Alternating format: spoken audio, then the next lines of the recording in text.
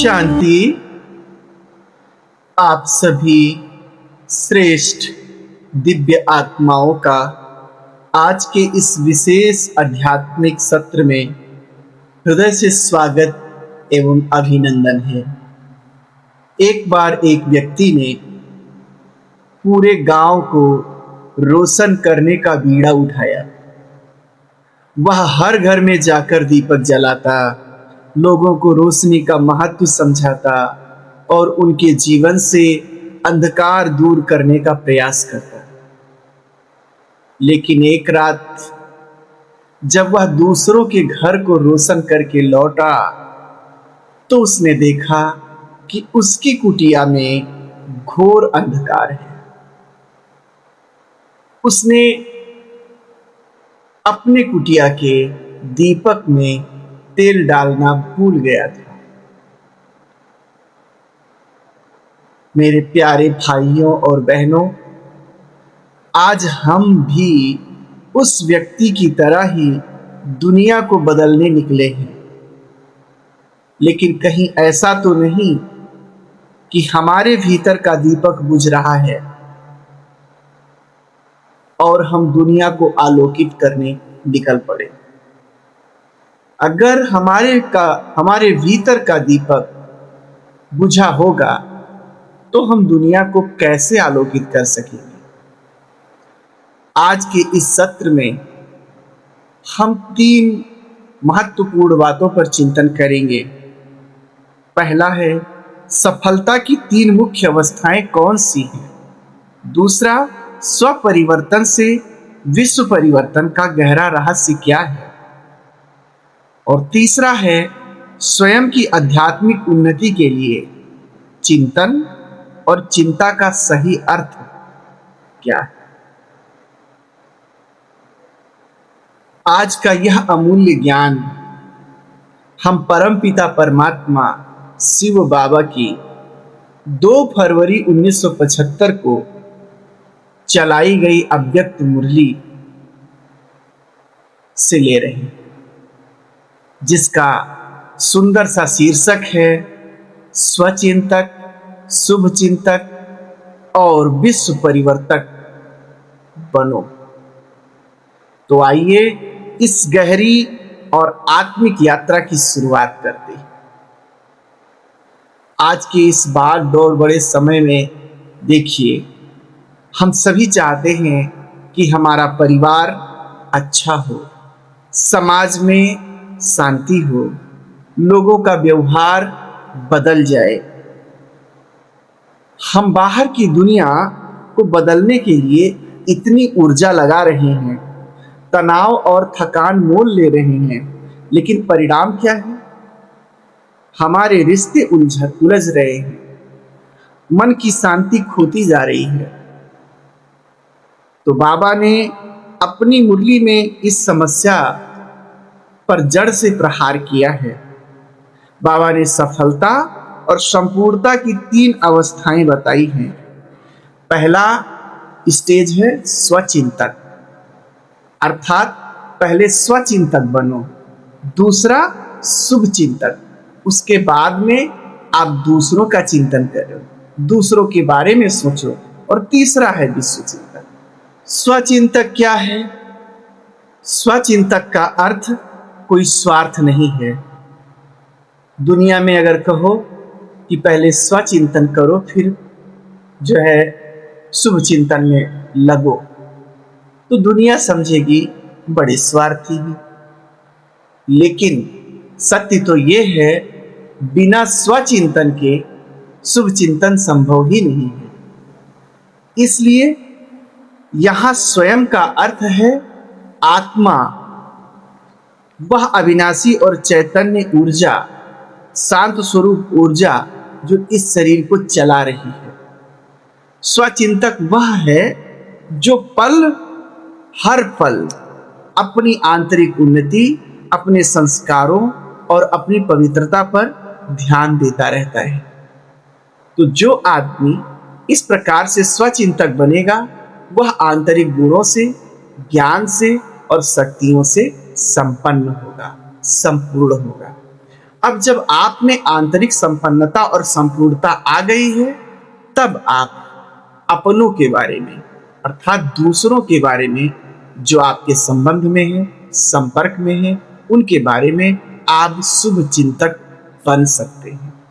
अगर आप स्वयं ही खाली हैं, आंतरिक रूप से असंतुष्ट हैं, भरपूर नहीं हैं, तो आप शुभ चिंतक नहीं बन सकते। हम करते क्या हैं? हम सीधा तीसरी स्टेज पर आ जाते हैं, विश्व परिवर्तन। विश्व को बदलने के लिए चल देते हैं। आजकल जितने भी कथावाचक, प्रवचक और जो भी इन्फ्लुएंसर हैं, वे दूसरों को बदलने में बड़ी रुचि रख रहे हैं, संसार को बदलने में बड़ी रुचि रख रहे हैं। लेकिन उनको ये सोचना चाहिए, क्या वे स्वचिंतक बने हैं? स्वयं दिव्य गुणों से, ज्ञान से और शक्तियों से संपन्न बने हैं? अगर आप खाली हैं तो आप दूसरों को क्या बदल सकेंगे? हम सीधे तीसरे स्टेज यानी विश्व परिवर्तक बनने के प्लान्स बनाने लगते हैं। हम सेवा की योजनाएं बनाते हैं, दूसरों को सुधारने की विधियां सोचते हैं। दूसरे स्टेज यानी शुभचिंतक बनने में भी हमारी कुछ प्रतिशत सफलता होती है, लेकिन पहली स्टेज के लिए हमारा ध्यान कुछ पल के लिए ही जाता है। इसलिए ना तो विश्व बदल पा रहा है, ना हमारे जो अपने हैं, संबंध संपर्क की आत्माएं, वे संतुष्ट रह पा रही हैं। ये बिल्कुल ऐसे ही हुआ जैसे कि आप प्लेन में जा रहे हैं और प्लेन में सबको ऑक्सीजन मास्क दिया जाता है। कहा जाता है सब लोग अपना अपना ऑक्सीजन मास्क लगा ले। आप दूसरे की सहायता कर रहे हैं, दूसरे का लगाने की सोच रहे हैं, अपना लगाए ही नहीं है। तो अगर आप स्वयं नहीं लगाए रहेंगे तो दूसरे की सहायता क्या कर सकेंगे? आपका दम घुटने लगेगा। तो स्वचिंतक ना बनने का मतलब है कि आप दूसरे को तो मास्क लगा रहे हो, अपना लगाए ही नहीं हो। कब तक कर पाओगे आप ये चीज? इसलिए पहले स्वयं को मजबूत बनाना जरूरी है, अगर आप रियल में संसार का कल्याण करना चाहते हैं तो। ऐसे ही हम इसको एक दृष्टांत से समझ सकते हैं। स्वचिंतन समझो पेड़ की जड़ है। अगर जड़ मजबूत है, जड़ को खाद पानी सही मिल रहा है, तो तना अपने आप मोटा, सुडौल और अच्छा होगा। स्वचिंतन अर्थात आप अगर अंदर से संपूर्ण और संपन्न हैं, तो तना कौन है? तना है आपके संबंध और संपर्क की आत्माएं। आप संपन्न हैं तो आप उनको शुभ चिंतन का जल और पानी दे सकते हैं, वे अपने आप अच्छे हो जाए। और विश्व परिवर्तन आप समझिए कि कुछ पेड़ के पत्ते हैं। तो जड़ अगर अच्छी है, स्वचिंतन सही है, तो शुभ चिंतन का तना और विश्व चिंतन के पत्ते उस पेड़ के अपने आप हरे भरे होंगे। दुनिया क्या कर रही है?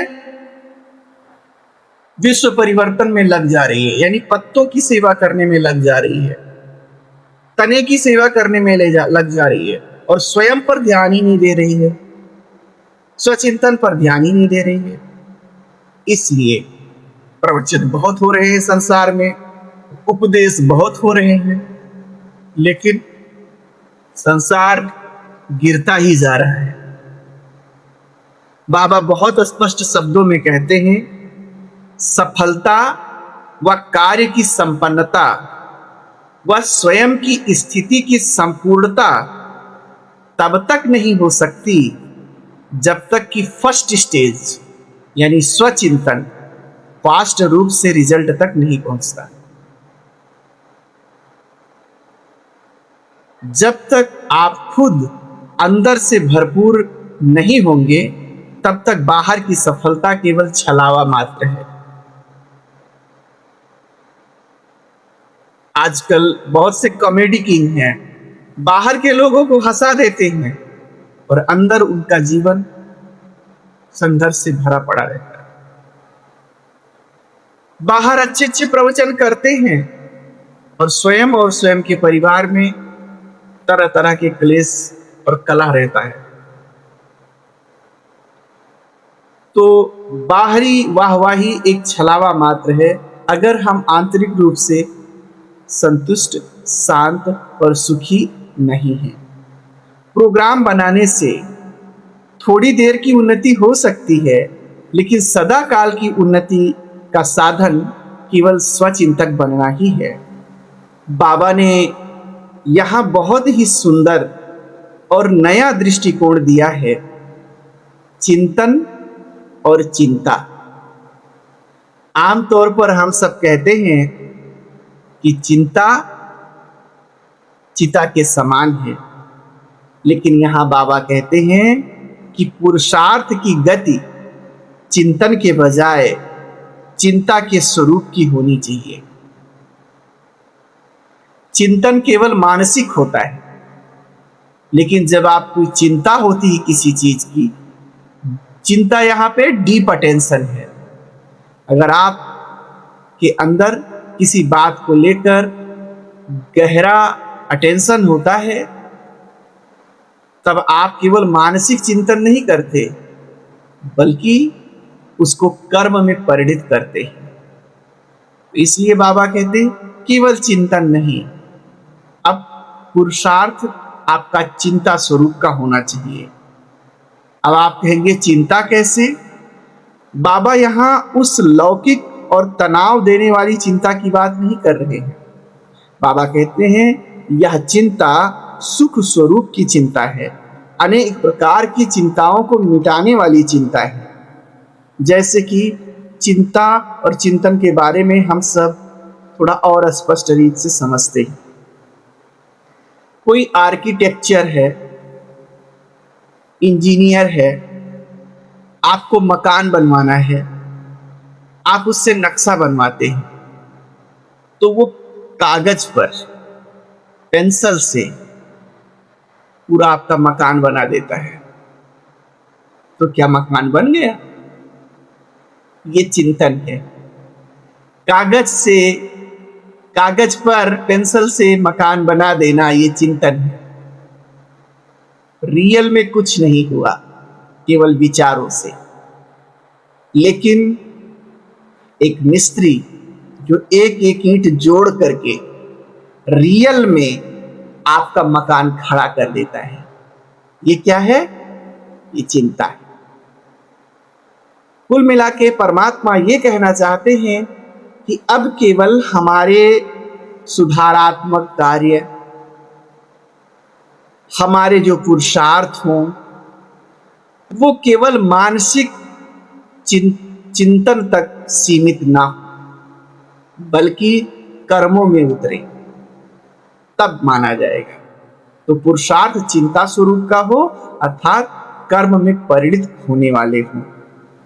ऐसे ही मान लीजिए कि YouTube पे किसी ने भोजन बनाने की रेसिपी बताई कि आपको खीर बनाना है तो पहले ये करें वो करें, और बड़े मजेदार तरीके से उसने रेसिपी बना दी।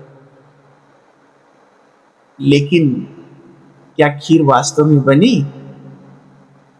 नहीं, यह चिंतन है, केवल मानसिक बोल तक सीमित है। दूसरे शब्दों में मनोविलास भी कह सकते हैं। लेकिन एक है कुक, जो रियल में किचन में गया और वैसा करके उसने बनाया, खुद भी खाया, दूसरों को भी खिलाया। ये चिंता है। जब तक पुरुषार्थ, जब तक हमारी सोच कर्म में परिणित ना हो, तब तक उसका कोई विशेष महत्व नहीं है। तो इसलिए बाबा कहते हैं कि अब आप सबको चिंतन के साथ साथ चिंता वाला पुरुषार्थ करना चाहिए। आज हम क्या करते हैं? हम बस चिंतन करते हैं, ऐसा होना चाहिए, मुझे अमृत वेले योग करना चाहिए, मुझे गुस्सा नहीं करना चाहिए। ये सिर्फ ख्याली पुलाव है। बाबा समझाते हैं कि जब यह चिंतन चिंता का रूप ले लेता है तब हम केवल सोचते नहीं हैं, बल्कि जो सोचते हैं वो करते भी हैं और बनते भी हैं।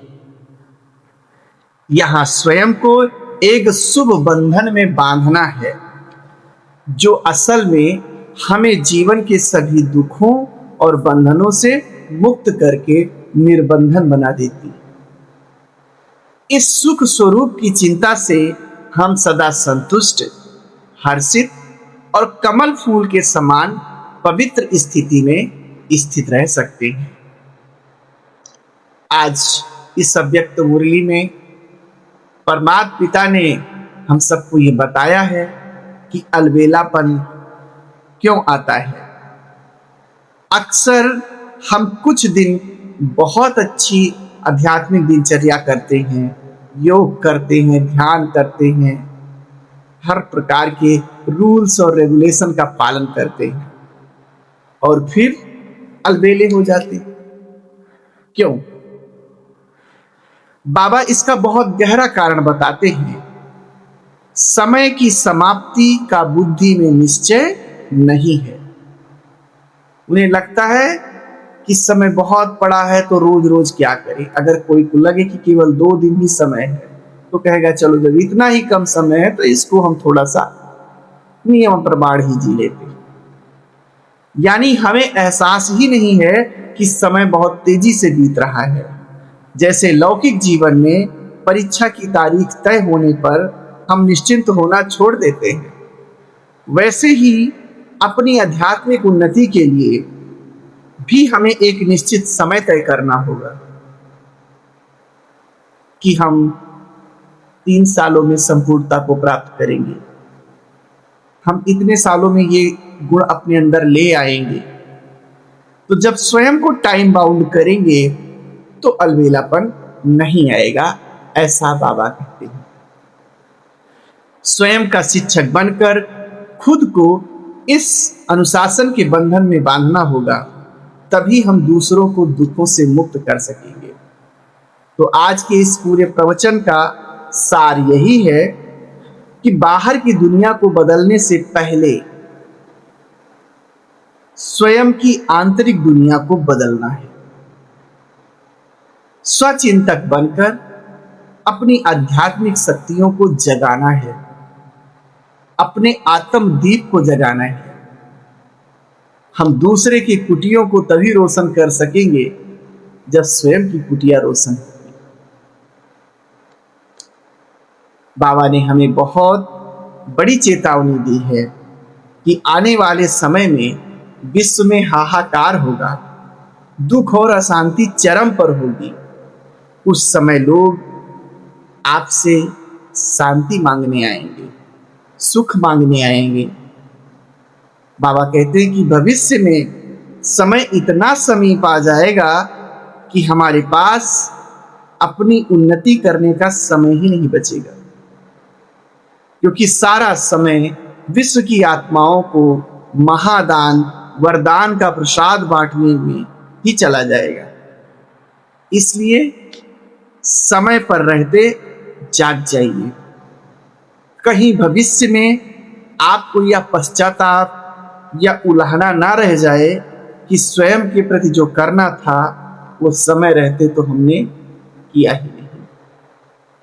याद रखिए, आप सभी आत्माएं जो भी अध्यात्म प्रेमी हैं, अध्यात्म के रास्ते पर चलने वाले हैं, कोई साधारण इंसान नहीं है। आज के समय में जहां एक तरफ संसार के लोग भौतिकता की ओर भाग रहे हैं, वहां आपने अध्यात्म का रास्ता चुना है, तो निश्चित रूप से आप दुनिया से अलग हैं। आप असाधारण आत्मा हैं। आप परमपिता परमात्मा के वो विजयी रतन आत्माएं हैं जो विश्व का कल्याण करने के निमित्त बने हैं। तो पहले स्वयं को रोशन कीजिए, फिर यह दुनिया अपने आप रोशन हो जाएगी। आप सभी सदा हर्षित रहें, सदा कमल पुष्प समान खिलते रहें। इन्हीं शब्दों के साथ आप सभी को ढेर सारी शुभकामनाएं एवं ओम शांति।